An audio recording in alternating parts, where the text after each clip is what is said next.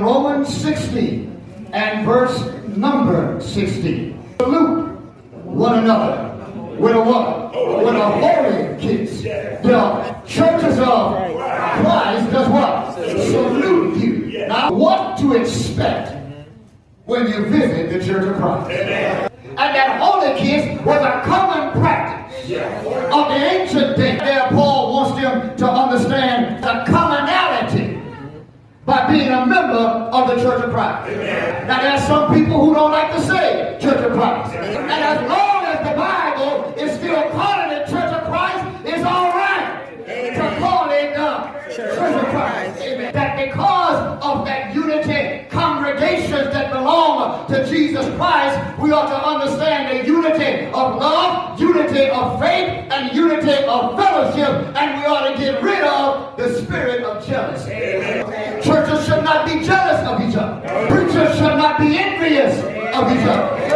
And there should be no spirit of competition in the local congregation or in the region of the brotherhood or in America in the brotherhood, because the last time I checked, we all belong to Jesus Christ. I don't care how many degrees you might have on your wall, how eloquent you might sound, how much you might know the Greek, Aramaic, and the Hebrew language. At the end of the night, everything we do is for Christ. If it ain't for Christ, I don't know why you do it, because you're doing it in vain. And the word vain means useless. Competition will tear up relationships.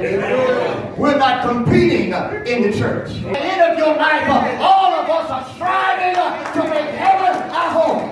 It don't make no difference how many folk you got. The last time I checked, they all belong to Jesus. As long as they belong to Jesus, I better make sure that I treat them right. Now, I know when you visit the Church of Christ, you want to hear some preaching. You want to hear some singing, some giving. Take the Lord's Supper. And then somebody should take us up in prayer. Those are the 5 things we do. It consists of worship. Every Sunday, you and I ought to make sure we practice those 5 forms. And whenever, if the church ever get to doing 2 of them, the church should have a problem. You know what you'll get sometime in some churches? Well, you know, preacher, I'm so glad y'all made the decision to get rid of 3 and keep 2. I always felt that it was too much anyhow. Waiting for the leadership to get rid of certain things. Guys are already there. The folk got to come to Bible study so that they can have a spiritual backbone when things go wrong in the church. And whenever somebody starts teaching and preaching and doing stuff that we can't read in the Bible, somebody in the church ought to stand up and say something. I said, well, you know, I can't exegete the text and I can't explain and extrapolate from the text. Well, you can